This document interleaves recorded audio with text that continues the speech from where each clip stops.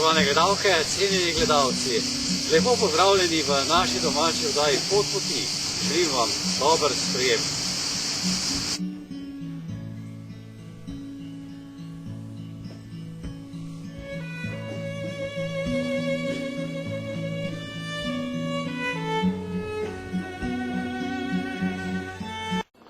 Spoštovane gledalke, cenjeni gledalci, prav lepo pozdravljeni v današnji domači oddaji Pot poti. Tokrat smo obiskali tudi Malteški rekt v Medžugorju. Spoznali bomo tudi doktorko Helgo in doktorko Kajić. Hvalnica si Marija, o današnji emisiji Put putevi smo na posjeti pri doktorki Kajić. Lijep pozdrav, doktorka Kajić, i dobrodošli da ste danas sa nama u emisiji Put putevi. Zahvaljujem na dobrodošlici. Hvala vam što ste došli u Međugorje. Molim vas, gospođa doktorka Kajić, Slavica, da se našim gledalcima emisije Put putevi ukratko predstavite. Ja sam doktorica Slavica Kajić, rođena, odrasla i studirala u Sarajevu. Tamo sam i radila i u doba Domovinskog rata došla sam u Hercegovinu. Radila sam u svom poslu. 1997. godine je otvorena ambulanta Malteških vitezova prve pomoći u Međugorju, gdje sam se ja uključila u popodnevnu smjenu i od tada punih 12 godina svako ljeto radim, volontiram u ovoj ambulanti. Prvih nekoliko godina radili smo od 1.6. do 1.11. Međutim, kako se ukazala potreba da se radi i u 5. mjesecu prva pomoć hodočasnicima, onda smo zadnje 4 godine otvorili ambulantu od 1.5. Tako da tijekom ljeta punih 6 mjeseci pružamo prvu pomoć hodočasnicima i svima koji se jave u našu ambulantu. Kako djeluje pomoć ljekara u Međugorju i kako doći do vas? Naša ambulanta je otvorena od 9 do 21 sat svakodnevno od 1. svibnja do 31.10. Na raspolaganju su hodočasnicima liječnici, medicinske sestre i volonteri koji dolaze pretežno iz Njemačke, ali i iz drugih europskih zemalja. Ambulanta je izgrađena donacijom i nalazi se u blizini crkve, pored glavnog parkirališta u Međugorju. Vidljiva je i vidljivo je označena sa tablama u cijelom mjestu i jednostavno ju je naći. Ima parkirni prostor i može se doći izravno, a može se pozvati i telefonom liječnika ili bilo koga ko se javi na telefon radi pravovremene i pravodobne informacije. Iz ambulante radimo i kućne posjete ako je to nužno. Zašto je red pomoć ljekara nastao u Međugorju? Kako u Međugorju hodočasti veliki broj ljudi, onda je bilo potrebno imati ambulantu koja bi pružala prvu i drugu pomoć koja je potrebna i ljudima koji se ovdje nalaze. Kako mi kroz ove godine imamo svake godine u našoj ambulanti između 4 i 5,5 tisuća intervencija, tako je nužna ambulanta prve pomoći, zato što imamo ljude koji vrlo često su bolesni i hodočaste u Međugorje. Zatim imamo ljude koji u svom programu hodočašća odlaze na brdo Križevac i na brdo Ukazanja. Teren je i put je ne baš jako pristupačan, tako da može doći do ozljeda. Takvim ljudima smo mi na raspolaganju. Prva pomoć u Međugorju je nužna i zbog toga što se prva ambulanta prve pomoći nalazi na 7 km od Međugorja. I kroz ove godine se pokazalo da je neophodna i kroz ambulantu je prošlo tisuće i tisuće hodočasnika i preko 40 različitih nacionaliteta. Možda bi bilo za naše gledalce interesantno koje poškodbe oziroma liječenje ima najviše kod vas u ambulanti. U našoj ambulanti najčešće se javljaju osobe sa lakšim i teškim tjelesnim ozljedama. To mogu biti najobičnije ogrebotine, posjekotine, mogu biti različita nagnječenja ili kontuzije, ali isto tako prijelomi, teške ozljede glave i udova pri padovima i različite druge vrste ozljeda u športu, u igri, jer su u blizini i športski tereni, a mogu biti i različite druge bolesti od kojih ljudi i inače boluju, a to su prvenstveno srčane tegobe. Naša ambulanta je osposobljena za pružanje prve pomoći i osoblje za pružanje prve pomoći takvim pacijentima. Dakle, imamo dovoljno osoblja i instrumenata da se uključimo u takvu prvu pomoć. Ako mi nismo dovoljno u mogućnosti pomoći ili nakon ukazane prve pomoći, hodočasnike transportiramo u najbližu zdravstvenu ustanovu. Ako su životno ugroženi, u Klinički bolnički centar Mostar, koji je u zadnje doba suvremeno opremljen, ili u ambulantu, odnosno dom zdravlja na koji smo mi naslonjeni, a to je dom zdravlja u Čitluku. Kako vi osobno vidite plodove Međugorja? Kako izgledaju hodočasnici cijelog svijeta u vašim očima kada dolaze kod vas po pomoć i kad vide da ima i nekog koji može da im pomogne? U našoj ambulanti vlada jedan pozitivan stav i dakako da se poštuje i malteško geslo moliti i potrebnima pomagati. Tako da mi nastojimo pomoći i utješiti ljude. Mislim da su naši pacijenti, barem do sada kroz iskazane zahvale, bili zadovoljni.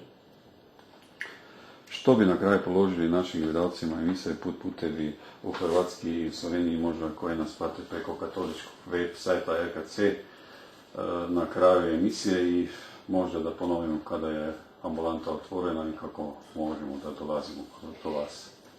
U Međugorje možete doći i osloniti se na ambulantu malteških vitezova za ukazivanje prve pomoći i drugih usluga koje su u našoj nadležnosti i mogućnosti u 6 mjeseci tijekom jedne kalendarske godine, a to je od 1. svibnja do 31. listopada. Ambulanta je otvorena od 9 do 21 sat. U ambulanti rade liječnici, medicinske sestre i educirani volonteri, tako da smo u svakom trenutku na raspolaganju za sve vrste pomoći, pa i transporte sa brda.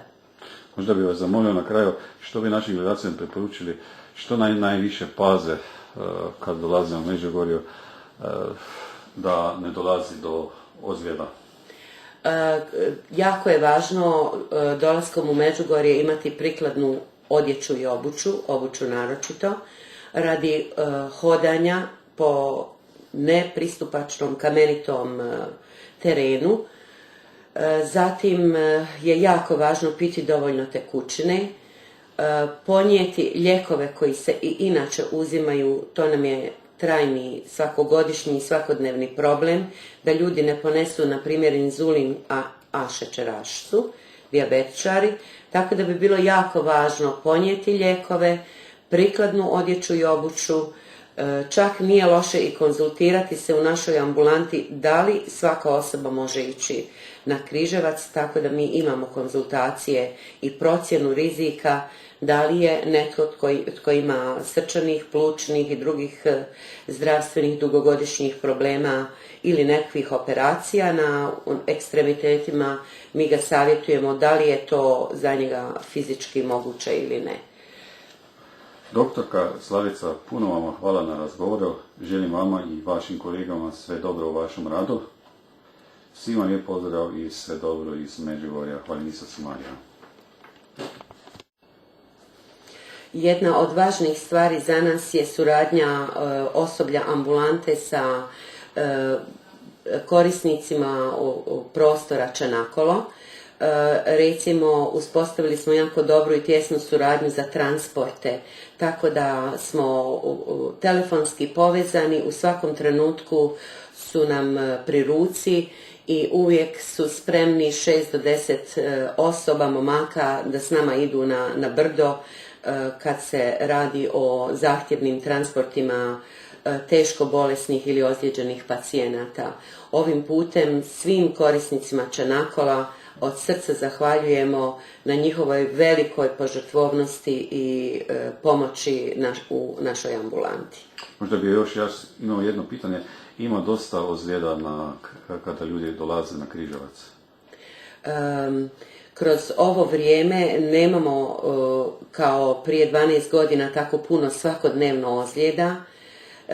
Vjerojatno smo mi nekakvim promocijom, preventivom odlaska na Križevac neke stvari spriječili.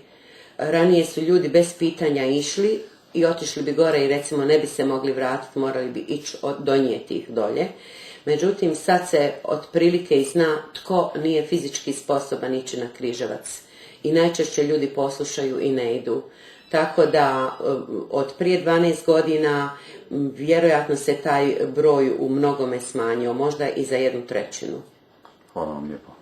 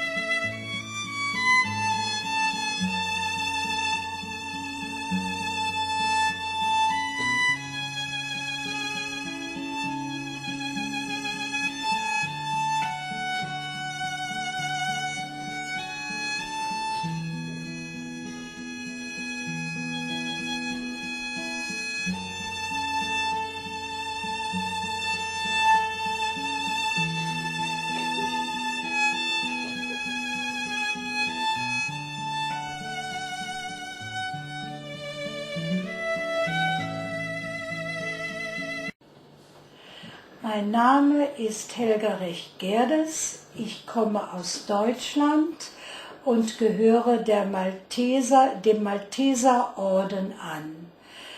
Die Malteser haben vor 12 Jahren hier eine Ambulanz gegründet, weil nach dem Krieg sehr wenig medizinische Hilfe vor Ort war.